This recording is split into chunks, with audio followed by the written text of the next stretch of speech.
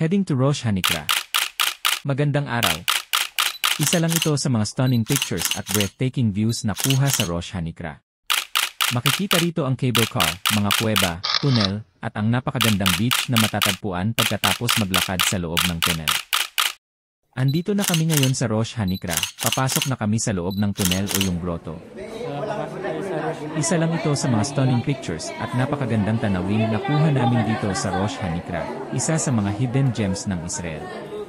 Makikita dito ang cable car, mga kuweba at tunnels, at syempre, ang nakakamanghang beach view pagkatapos mong maglakad sa loob ng tunnel.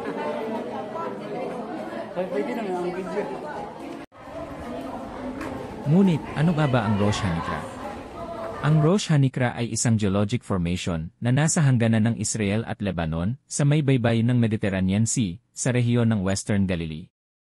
Ito ay isang puting chalk cliff o bangin na bumubukas sa mga likas na kuweba o grottos. Nabuo ang mga grotto na ito dahil sa natural na paggalaw ng dagat na humampas sa bato sa loob ng mahabang panahon.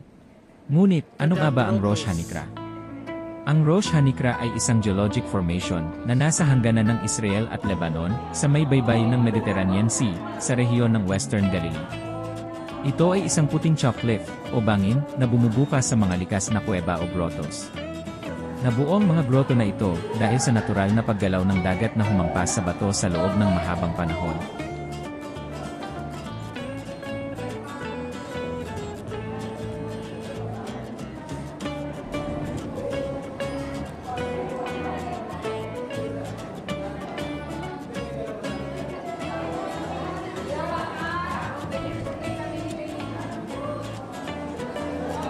Sa loob ng grotto, maririnig mo ang tunog ng alon na humahampas sa mga bato, at ang lamig ng simoy ng hangin ay sobrang nakaka-relax.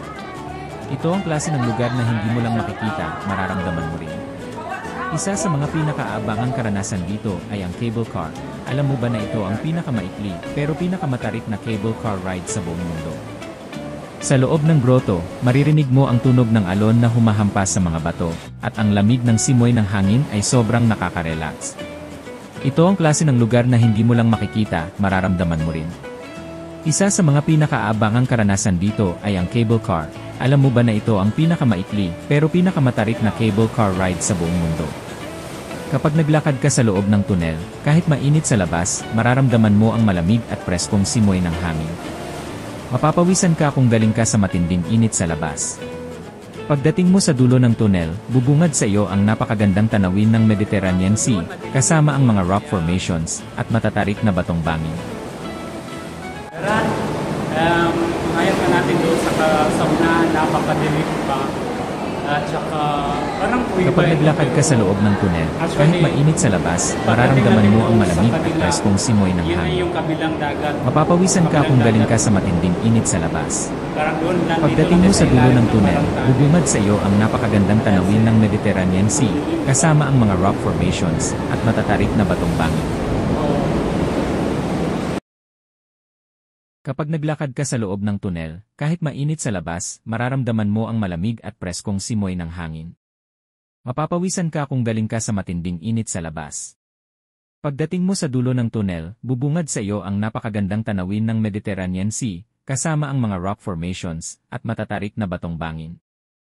Grabe, kahit ang init sa labas, pagpasok mo sa tunnel, malamig agad ang hangin. Pawis na pawis ako galing sa lakad, pero sulit kasi pagdating sa dulo. Ang ganda. Kitang-kita ang Mediterranean Sea, mga bato, at yung cliff, parang nasa postcard. Ingat lang pag nag-take ka ng video o picture, kasi baka hampasin sa alon o di kaya madulas at mahulog ang mga gadgets mo. May hagdanan at paakyat pa bago makarating sa bungad.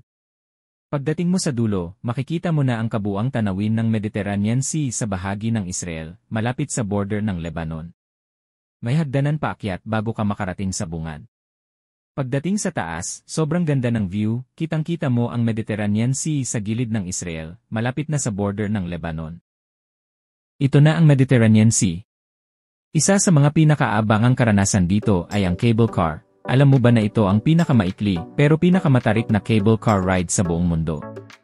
Bumaba kami ng 70 meters sa anggulong 60 degrees habang kitang-kita ang breathtaking view ng dagat mula sa taas. Ramdam mo talaga ang thrill at ganda habang pababa kami.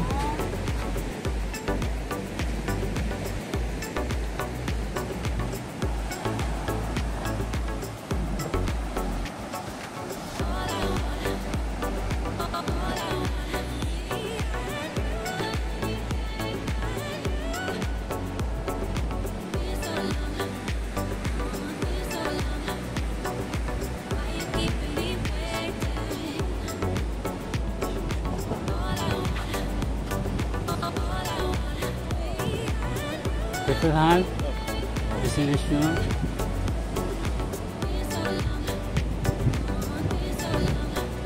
Ito ang klase ng lugar na hindi mo lang makikita, mararamdaman mo rin. Kaya kung gusto mong makaranas ng kakaibang nature trip, Rosh Hanikra is truly one for the books.